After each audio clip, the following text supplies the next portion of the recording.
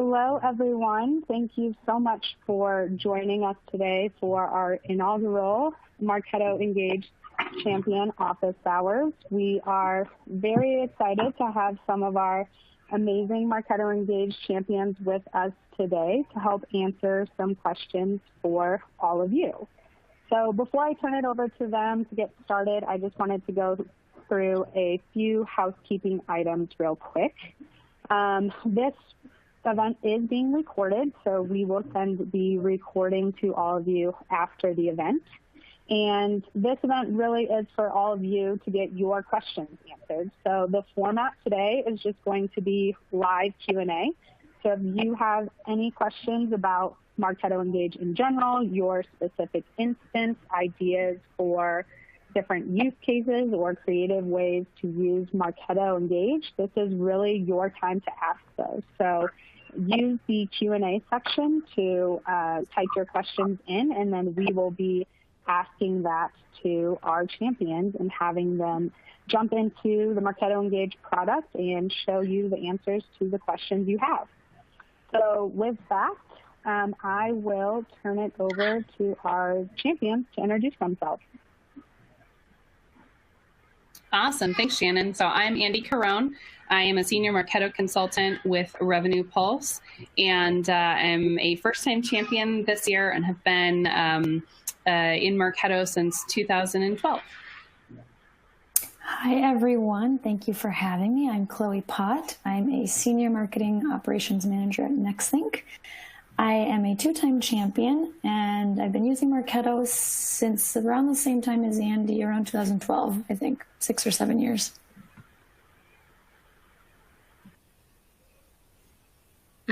I can go. I'm Courtney Tobe. I am the manager of marketing operations and marketing automation at Avid Exchange. I'm based in Charlotte, North Carolina. I have been using Marketo for 6 years as well, and I'm also a first-time champion this year. And I'm Jenny Robertson, Senior Vice President of Technology Solutions and Architecture at Annuitas. This is my 7th time being a champion. I've been using Marketo since about 2009. So I was lucky I had a company that was an early adopter that got me into it. So excited to be here today. All right, thank you all for those introductions. Audience, feel free to go ahead and start submitting in your questions via the Q&A. We did have a few questions that were pre-submitted, so I'll go ahead and kick us off with some of those. So first question for the champs. This person says, my company is rebuilding our token structure to help with standardization, improve quality, and make program creation easier. In the past, we've only had a basic use of tokens. We did not use program-based tokens or use tokens in parent folders. I'm curious if any of you have good use cases for tokens or can share some best practices for tokens. Sure, I can speak a little bit to this. So at my company, I think when we rolled out Marketo a little over 3 years ago, we rolled out tokens on a global scale for all of our Marketo programs. So we really sat down and thought about all the possible tokens we could ever need, and we created them in the highest folder possible. So it's like the marketing activities folder, and they roll down into all of the programs that we create from there. And in our programs templates that we've created in our instance, each program itself has, we've overwritten some of the tokens to make sense for a webinar type program versus a content download versus an in-person event. But we have that, that parent list of tokens all on a global scale at the highest level. And then we modified them once for our templates, and then we use them throughout all of our programs. So that's a recommendation that I would have, is to just sit down and think about all the possible tokens you could use and create them on the highest level program. And then all the programs you create going forward will inherit them.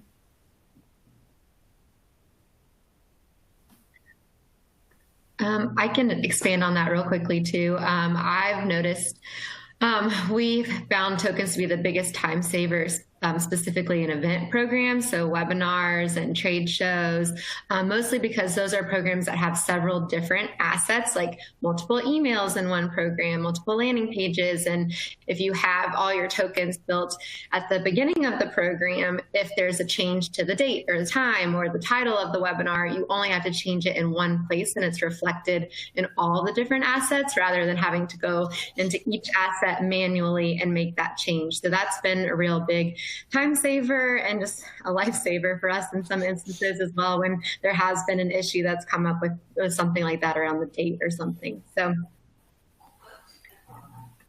yeah, I think another great use case that I've seen, which is super helpful for any local assets that you're using, so any emails, any landing pages, are even things around as simple as your copyright date. You can put a local token at your parent program level for the year, and then use that token across your templates.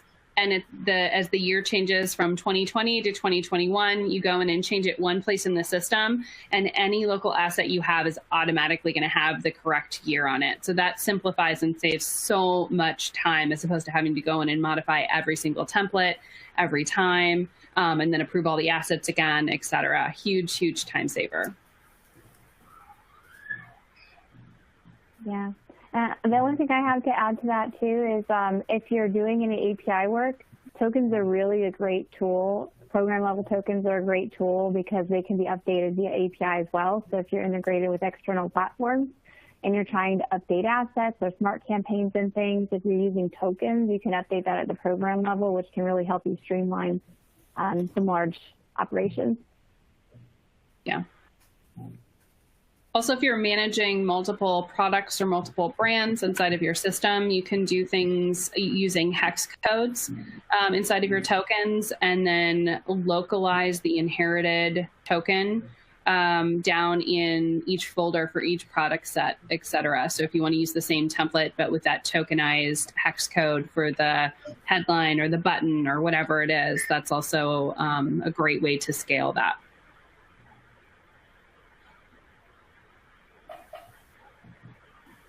All right, thank you all. I will move on to the next question, and for the audience, I am putting the questions that are asked in the group chat so that you guys can easily reference them as the questions are being answered. So this person says, we're implementing a new lead scoring model. Is it best practice to reset all current scoring and start from scratch, or should we implement a new model and have it applied only to new leads from now on? I can take this one. Typically, when I'm moving from a legacy scoring model to a new scoring model, I do want to create a net new operational program to house that scoring. What I like to do is to set up my new scoring. Typically, I do it tokenized, so that's another use for tokens. Within my scoring program, to make sure that I can see all of my different score values in one place at the parent program level. And then I typically score off of program status changes rather than some of the unique things. It can help to negate things like open bot clicks or clicks in email that are bought, right, if I'm using a different program level identifier to specify the status change instead. But for moving people over to the new score, I like to create a temp score field where I can retain my previous person score and or behavior score. So I may have multiple temp fields. And then what I'll do is actually clone my program once it's ready to run. I'll turn it on, and then in the cloned program, I do, instead of a triggered based smart campaign, I'll do a filtered based smart campaign based on the same activity with a limit of time. So let's say in the last 30 days, in the last 60 days, whatever we're retaining for that behavior. So I'll move my legacy scoring into my temp field, so I have that historically, so I know what it was in case I need to go back and get it for whatever reason. Then I zero out all of my scoring. turn on my net new scoring programs, and then look within the certain date range prior to when those were turned on that I want to encapsulate for opens, clicks, web visits, registrations for webinars, attendance of webinar, whatever it might be that that particular scoring smart campaign handles. And then I can get both updated scoring for the last, let's say, 45 days of behavior, as well as new scoring moving forward on all leads. And that way I know everyone's on the same page. And that's using both behavior score and person score. I always want to make sure that I retain my behavior score separately and then the person score with behavior and demographic in it. So if I do have a scoring issue and I need to go back and do some remediation, I have the record in both. And finally, there is a webhook out there that allows you to do some math inside of a scoring field. So you can't actually add two scores into a person score. You have to do just plus, minus, equals, whatever. But a webhook can allow you to do some more advanced this score plus this score equals new score utilizing webhooks.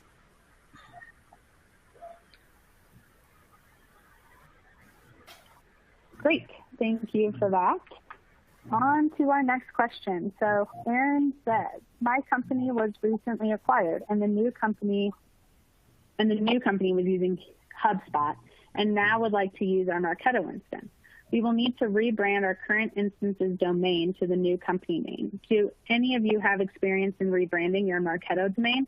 I am trying not to break anything such as landing pages and content. Thanks so much.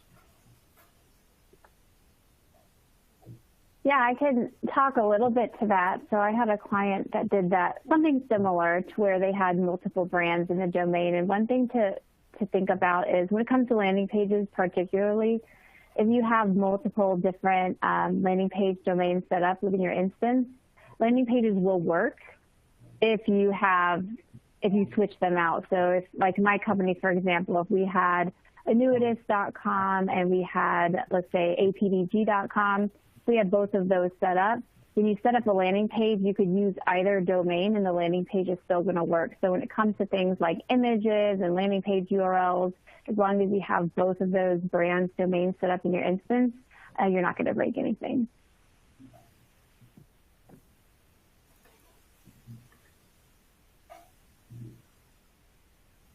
All right. This next question has to do with Marketo forms. So Ivy is asking, we have inconsistent glitches with our Marketo forms. The forms are embedded on our recruiting page and have fields synced with Salesforce that reject or accept candidates with preset emails based on how they fill out the field. Recently, we've had people who qualify for the acceptance email be sent rejection emails, but only periodically. What would cause this? We've noticed that some of the false rejections are people who have applied twice, but this is not the case for every false rejection. I have a follow-up question to get more understanding about that. Are the forms using any progressive profiling, or is it a basic form with no conditional field values on there? Because maybe if you have progressive profiling on there, it may be causing some hiccups.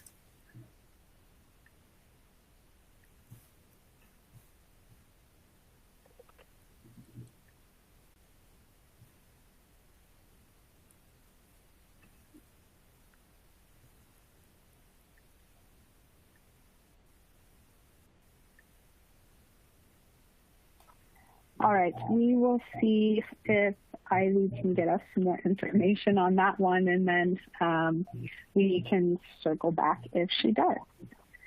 In the meantime, we can move on to the next question. This one is from Robert concerning RCE.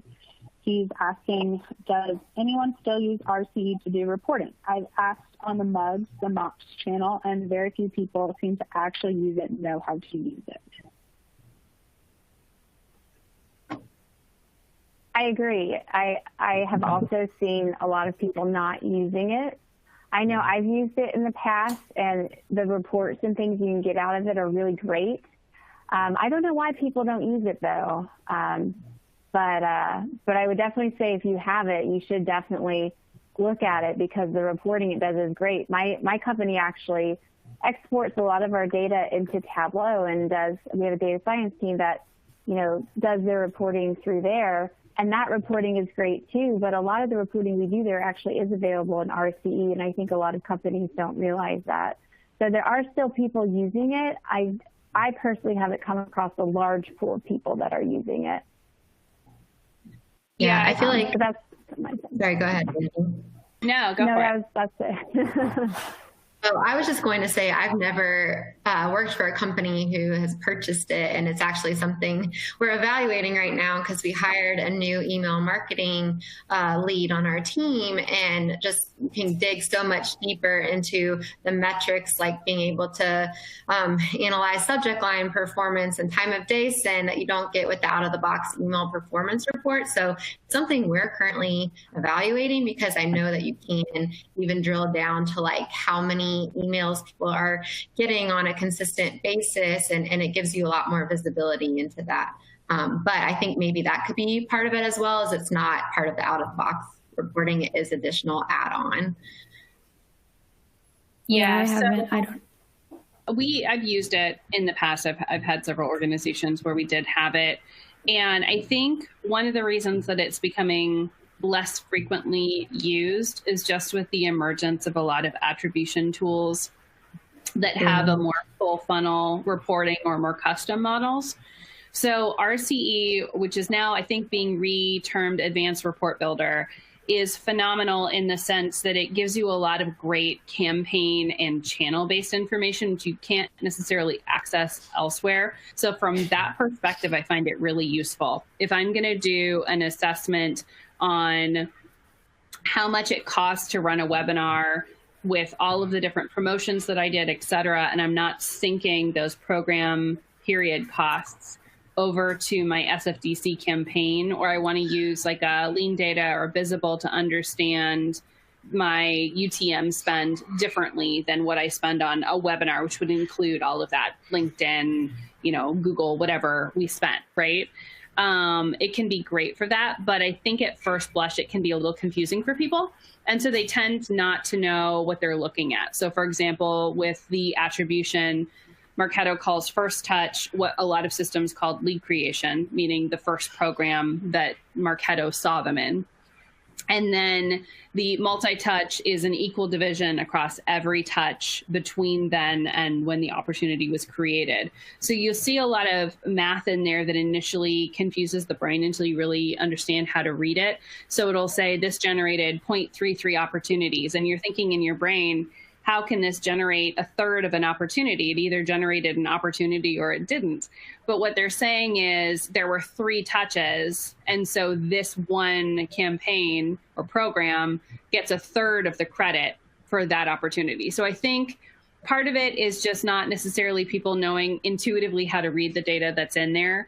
And I think the other thing is just the rise of the lean data, the visible, the Alignly, all those types of tools that plug into Salesforce and also do synthesization of attribution data.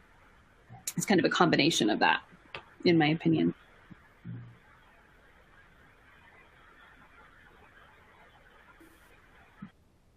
All right, thank you for that. Let's circle back to Ivy's question. We got some more information from her, so let's circle back to that and talk about Marketo forms again. So she is not sure, Chloe, I think it was you that was answering this, if there's progressive profiling on the forms, but is curious if there was, how that would affect the forms. Going back to read the original question again. Oh, sure. I can read it too if you'd like. Well, I mean, because we don't have access to the actual program that's in Marketo, it's hard for me to imagine it, but I guess it also depends on like the way that the program is built out. If there are conditional values in the the flow steps of the program, like if someone submits the form with, she had some qualifications in there for preset emails, then something else happens. Maybe it doesn't have anything to do with the form, and it's maybe something more in the way that the program is built. But that's all the value that I can bring until I can actually see the way it was built out. Maybe another champion on the call can add more to that. I was also thinking it might have something to do with just how that field is set up in Salesforce. Like if you're mostly noticing it with someone who's applied twice, like maybe it's holding on to that value when they initially applied, and that's why they're not getting routed correctly. That's just another idea. Once again, I don't know for sure until we can see the form or anything. But Jenny, what were you going to say? I have a list of things I would check for starters for troubleshooting. The first thing I would do is I would check your activity log for the people where this is happening, and I would go to your form fill and I would click on the number on the very far left of the form fill, and that's going to open up the form fields so that you can actually see the values that were captured when the form was filled out. And I would compare those values to your smart campaigns that send the rejected versus accepted email to make sure the data they're inputting matches what you expect out of those two smart campaigns. I find a lot of times on forms, if you have a field set to enable or disable pre-fill, that might make what somebody types in, change the functionality you're expecting. So I would check your smart campaigns and how the smart list is set up and compare that to how the form fields are populated for those records to see if there's a discrepancy there. I think that's where I would start. I've also seen people run into issues where maybe their smart campaign smart list references another smart list, and maybe the person filled out the form, and at the time they filled out the form, they were part of one smart list and later another. So there could be some, weird things like that going on. So I would check that too. And then the very last thing I would always check, depending on the size of your database, Marketo backlog. If you have some kind of backlog delay, that can always impact like when a smart campaign triggers and fires, and it can be a little tricky sometimes. So that's probably where I would start for troubleshooting if I was looking into it. I know that was a lot, so if you have more questions, feel free to post them. All right, sounds like Ivy has some good actionable steps she can take to look into that issue. So we will move on to the next question. So this one is around email opt-in. Rebecca is wondering if you all can share some best practices regarding email opt-in. Besides adding it to forms, what options does she have to get people to opt into email?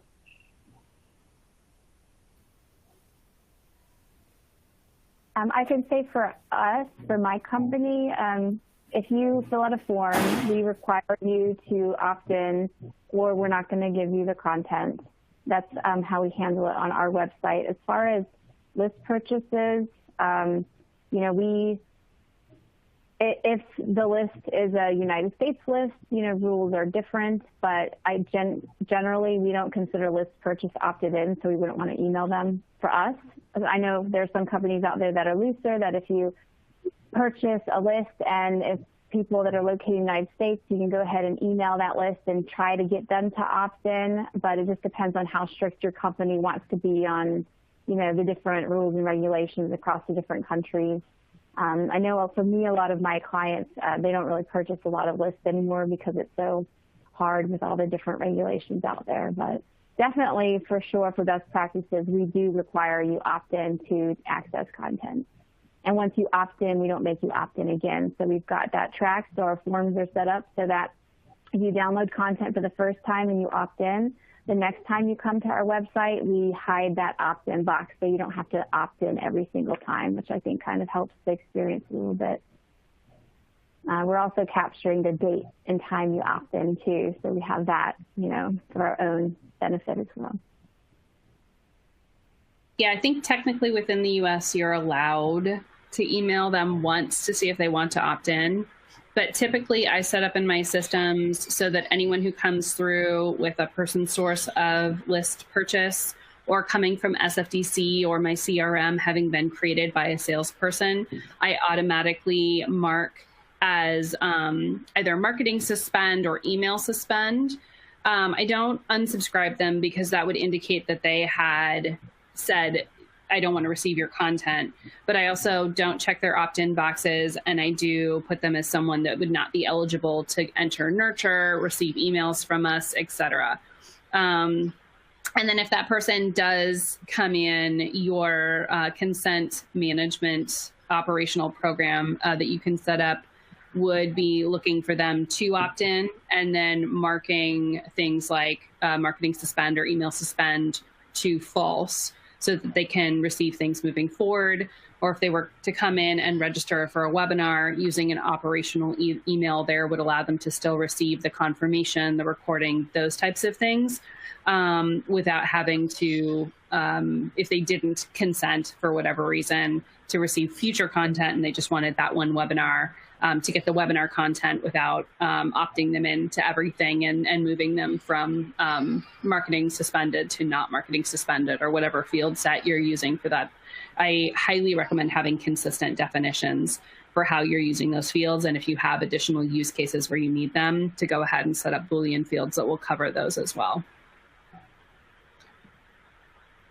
Yeah, one thing I'll add, we follow the same processes that Andy and Jenny were just describing, but we do have a team of BDRs that we use for like something like a list purchase, where we'll send them that list and they will call and try to opt those people in. So once they check that box in Salesforce, then we can start emailing them in our system. So that's something we've tried, because we follow the same rules where we're not going to email them if they've not opted in, but that's what our BDR team does, to try and call and get those opt-ins from those cold lists. Mm-hmm.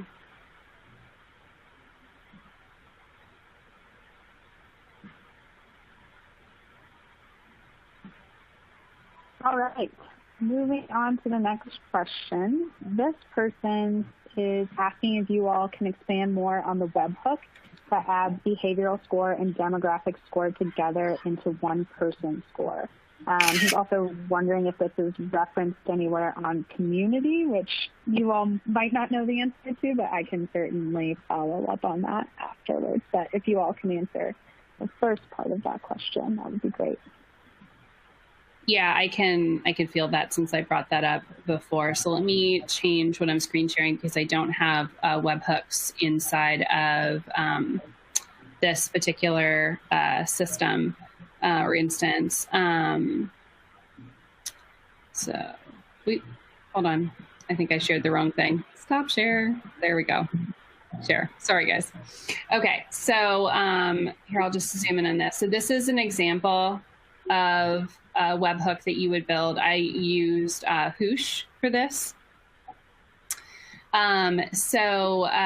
This basically allows me to do an Excel version of this, where it is equals the token for my behavior score plus the token for my demographic score.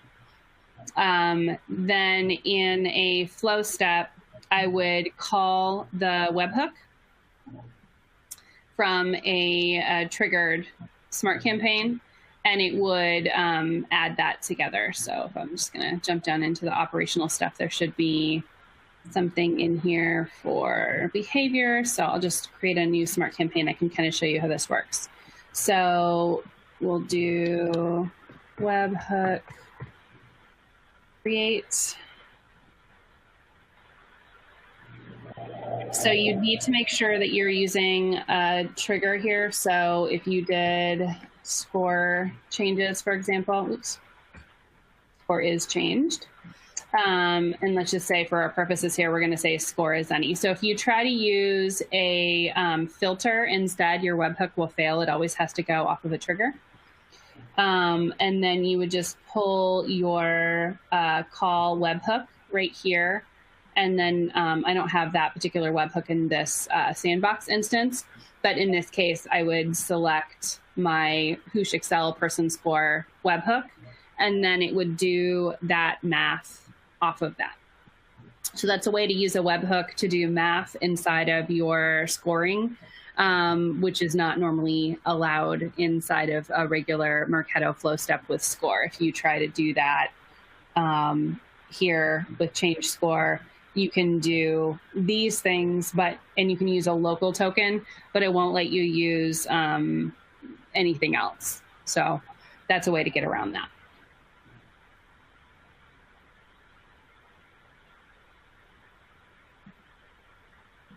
I can just add an idea out there for those looking to have that functionality of adding a behavior score and demographic score together.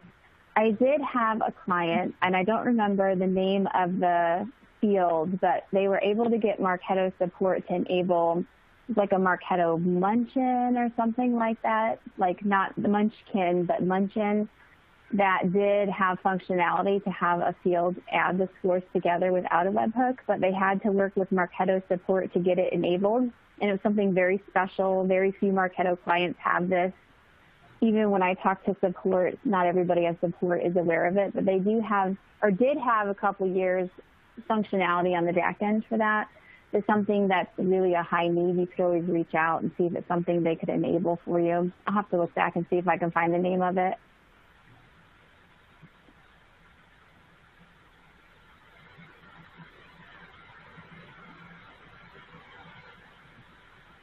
All right.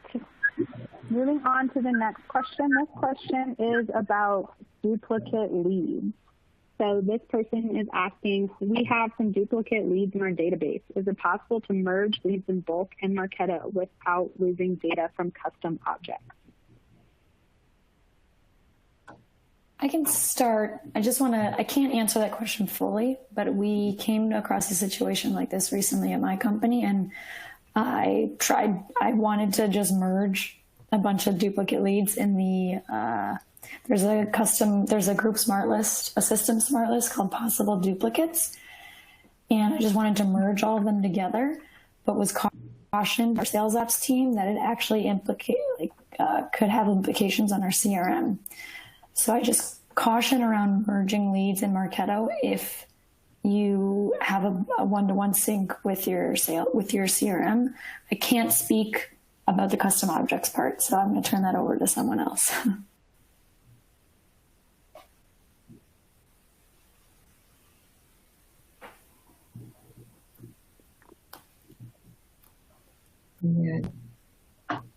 Yeah, I could say from my experience, I've not done mass merges with records as custom objects. I would think that all the data would remain in place, but having not actually done it, I'd probably want to check with support on that.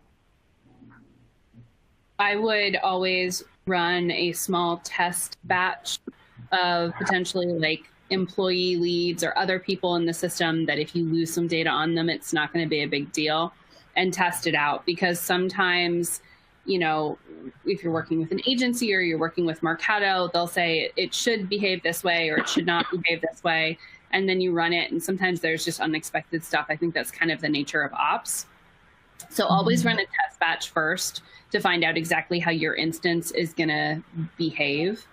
If you are going to be doing mass merging, I would also recommend that you go through and update things like your scoring campaigns to include a reason is not merge, so you don't potentially duplicate scoring or have people who MQL as a result of merging when they otherwise wouldn't have done.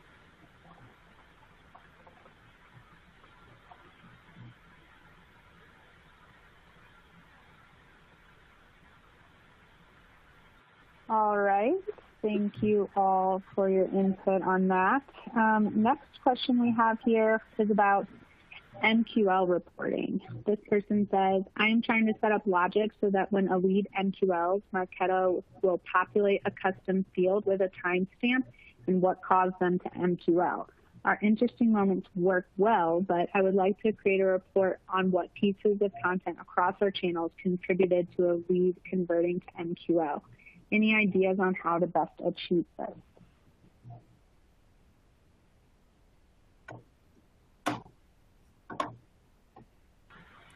I mean, I can hop in here again. I feel like I'm talking too much, but that they'll roll down and the easy sync is there. You don't have to go in and merge, fields later, which is always easier if they're just there.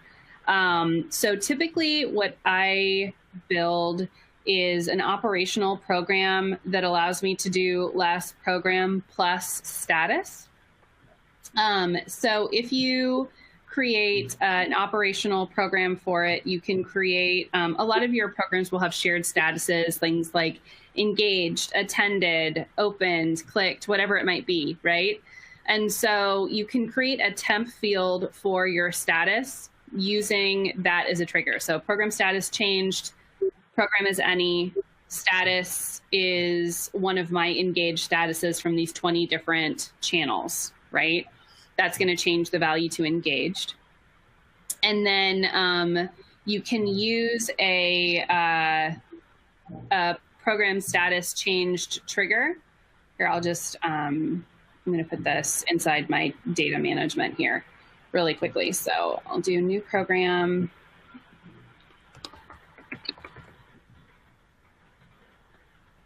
Oops, I can't type today. And operational, that's what we want, so that's good. So you can use a trigger token here, which if you haven't played around with trigger tokens, they're really fun and easy. So last program, create. So what I do here is program status is changed. And then I'll do is any and specify the statuses that I care about. So, or the statuses I don't want to include. So I don't want to include any of my operational stuff. I don't want to include any of the not a member. So if I back someone out of a program, they're not going in there, that type of thing. And then I will put in a quick wait step just to allow the status field to update. So let's just say 10 seconds or whatever, we could do 30. And then change my data value. So this would be my last program plus status field that I would create. And I'll just put, it's got to be a most recent in here. So we'll just use this for an example. And then use a trigger. So it is trigger.name. So this will actually give you the name from your trigger. So in this case, the name of the program where the status was changed. And then you can add a second token. Oh, I'm just going to copy this so I can have it for later, and then I'll look up my other token. So if this was this would be a temp field in my system. I don't know if we have any, lead.temp, sorry. So I'd pick, let's just say we're going to use our temp field here. So then I would do my trigger name with a space and then my lead temp name. I can put another value in here, but just be thoughtful about how that might work if it was pushed to an API, what that data would look like. So I've seen some people use like a caret, but that doesn't read well in some systems. So just to be mindful of that. And then put an additional wait step, let's say 30 seconds. And then I would just do another change data value for that temp string and null that out so it's cleared for next time. And then I can take this and tokenize it into my MQL program name field at the time of MQL. Usually I'll put a little bit of a wait step after I sync them over and then write it, so that way this has a little time to populate. But this is a great way to get the most recent program plus what the status was. So it's not just, it was a webinar, but it was a webinar and they attended it, right? Or whatever it was. And then you can write it in that way. So you would get this value here by doing a, let's just say this was attended for a webinar. So this is my attended status. Start campaign. And then in here, program status changes, is any, new status, and then if I hit my plus symbol and go, so now I have one that works for all of them. So you only need probably maybe 5 to 10 of these, depending on how many success or indicative statuses you have. And then you just type in my temp string 2, and then you are going to make this attended, because that's obviously the status here. I don't know if that makes sense, but this is an easy way to have an operational last program, which is useful, and then also to leverage that data to write it in at the time of MQL. I don't know if anyone else wants to add anything. Yeah, the nice thing about Marketo is it's like Salesforce, right? You can do the same thing a lot of different ways. The way that was just shown, I think, definitely works for the use case.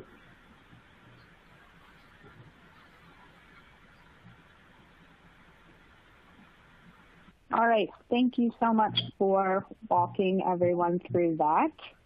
Our next question, I think, since you all have so much Marketo experience, will probably be a fun one for all of you, but this person is curious about how to move beyond email. So this person's organization is using Marketo just for email. And they say, I'd like to push our leadership to do more with Marketo, and I'm wondering if any of you can share some creative Marketo success stories.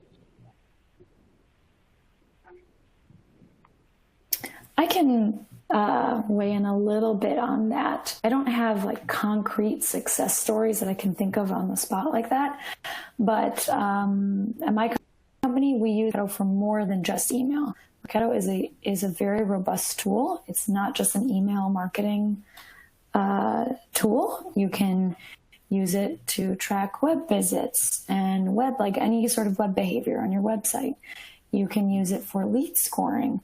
Like Andy was mentioning earlier, a couple questions back, and not just batch and blast emails. I mean, there's email nurturing, there's your subscription management center. There's so much that you can do with it. If you're wondering where to start, I would definitely start small before you try and eat the entire cake at once. Start small with something like implementing the Munchkin code onto your company's website, and start with a lead scoring program. And based on people who visit the most high value pages on your website, maybe you start adding in some personalization on those pages to make it more appealing to people who are visiting from different industries or from different parts of the world. If you want things to appear in different languages. I mean, there's so much that you can do. Those are the few things that I can think of on the spot like that. If anyone wants to add some more to the list. Yeah, I can chime in here as well. So when I started at AvidXchange 2 years ago, we were actually in a very similar place. Our email program was just sort of the wild, wild west, and everyone was sending emails and there was no real strategy behind it. So now we've really leveraged the power of Marketo to build out a lead nurturing strategy for every stage of our buyer journey. And that's something that's really awesome about Marketo is you can actually build that buyer journey using like a lead lifecycle model or the revenue cycle modeler directly within Marketo. So see in real time how many people you have in each stage of your journey, and then enroll those people into the correct type of lead nurturing program based off of where they fall on the journey. So we have one for people who are more top of funnel, that's more like educational content, thought leadership messaging, versus someone who's an open opportunity but needs a little bit more help from marketing to get them to close, and that would be more case studies. And we use our lead scoring model to help push people through those different stages of the buyer journey as well. But what Chloe was saying, like start small, but I think really taking the time to work with your sales operations team and build out what that lead lifecycle model or buyer journey looks like, and what are those different stages, and how can you use the power of Marketo to automatically push people through those stages is a great place to start, because then you can get really smart with your lead nurturing programs as well.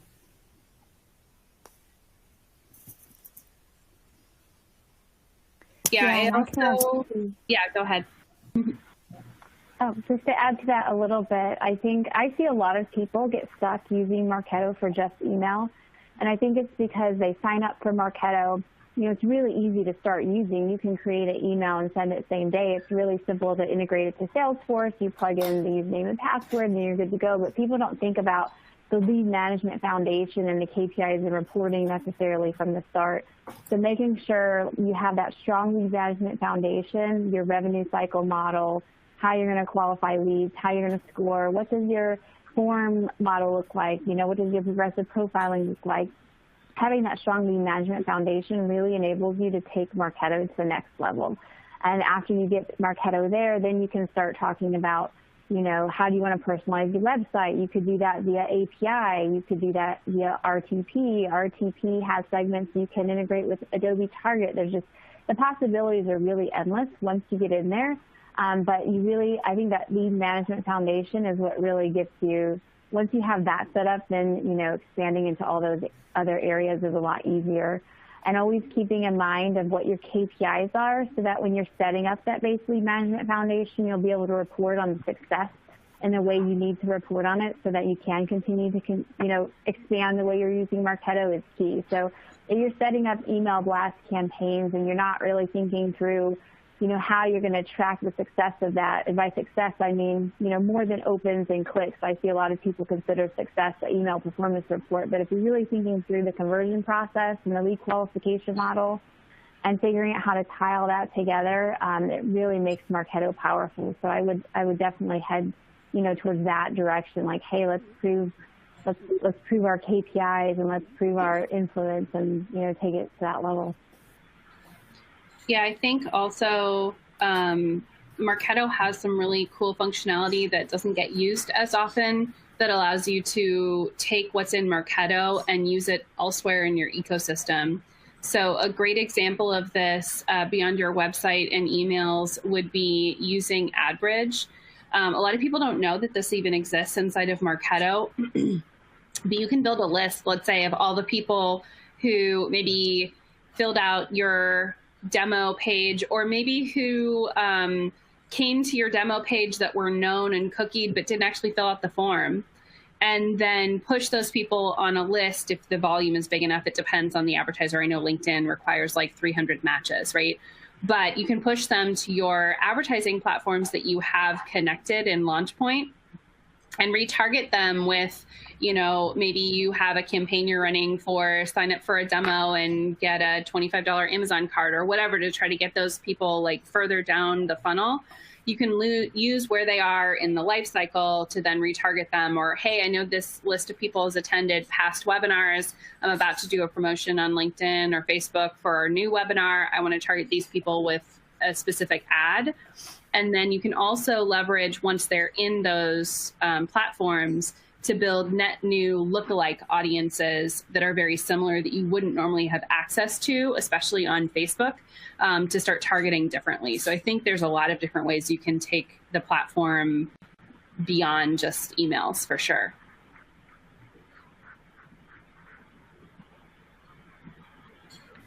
And I guess I can add one more thing as well. Like, the thing with Marketo too is you just always have the opportunity to continue learning. So even if you're brand new to the platform, you've only really gotten to master the email component, like there's always resources out there on the community for you to learn. There's the champions that you can reach out to. And that's part of why I think it's such an exciting and robust platform, because even when you get to a level that you feel like you have a great understanding of it, like I've been in it for 6 years, there's still new things that you can be learning. Like I've learned some stuff just from Andy talking in the session today. So don't feel like you need to have it all mastered in a year or 2 years. Like it is a journey and you can start small, but there are great resources out there. And there's always new things that you can add as you get through some of those foundational steps.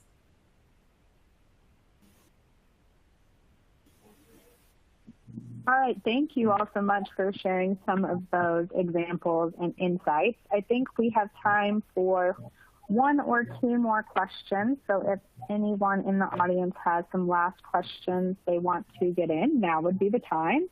And with that, I will go on to a question that I think is probably pretty timely for a lot of people on the call. This person is asking about virtual events.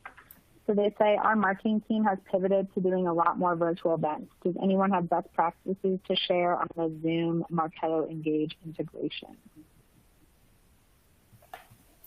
I can add a little bit to this. At my company at NextThink, we just migrated to Zoom from GoToWebinar. So we use Zoom and Marketo for our webinars. And we use the native integration. Andy, I don't know if in the sandbox there's a webinar program that's already built out, has on that the first page of the No, program, I know. I was looking to see if I connector. had the launch point area to even see if it's in there, but I don't know. So we'll take a peek. I don't know if it's in there or not. But yeah, so we use the native launch point integration for Zoom and Marketo, and I guess my recommendations or tips are kind of going back to the questions we addressed earlier. Is tokenizing it? Okay, yeah. So here's the. So we use the native integration for Zoom and Marketo, and so when you set up your Marketo webinar program, that's where you can. When you create your webinar in Zoom, this is where you can connect it to the Marketo program, and you go in and it'll show you your Zoom connector, and then it'll list the different webinars that you have created in your account. But my recommendation, we do webinars probably once a week nowadays with the situation at hand. And my recommendation actually goes back to one of the first questions we talked about, was tokenizing our programs. We tokenize the date, the title, the description, all the join links, everything from the reminder emails and confirmation emails, because frequently there does come situations where we need to change the time of the webinar or the title. And rather than changing it in 50 different places, you change it once in the token and it updates it throughout. That's my piece of advice for the number of webinars people are doing these days, is just make sure to tokenize as much as you can to make it easy for updating.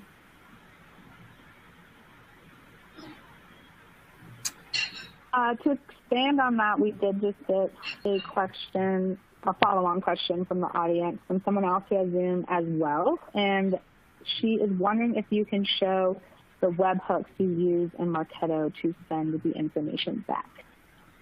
So the sandbox instance we have does not have webhooks in it, but Zoom recently launched their 2.0 integration, and as a result, the webhooks, which are 1.0, are no longer supported. There are some workarounds for it, but if you use the native launch point integration instead, you'll have greater success. There's a couple things to know there. One, with the launch point integration, you do have to have a login that you can log in directly from the same system while in LaunchPoint to get into Zoom to connect the two. And you do need to have the permissions to connect the two from your admin. Additionally, out of the box, Zoom will only let you see the webinars that you've created. It doesn't let you see the webinars other users on the same Zoom webinar account are also creating. There is a way, though, for your admin on the Zoom account to go in the back end and enable that sharing across. Zoom has a good support article on how to do that. So out of the box, it's a little bit tricky, but there are ways to do the workaround. The webhook, though, is no longer supported, and you'll get a 403 back on it failure if you try to use it.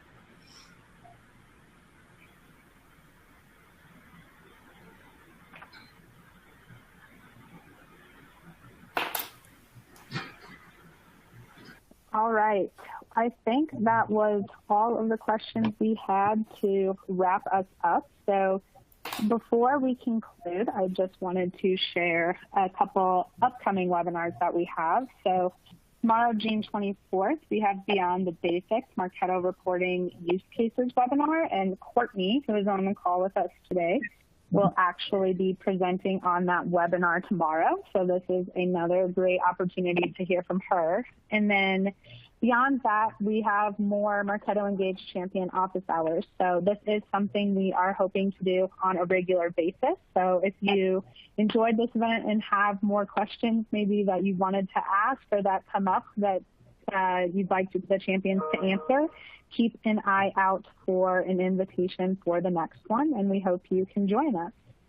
So with that, I just wanted to thank our 4 champs for being with us here today. I'm sure everyone very much enjoyed having all of their questions answered and having the opportunity to hear from you. And thank you to everyone on the audience for joining us today. And I hope everyone has a great rest of your day.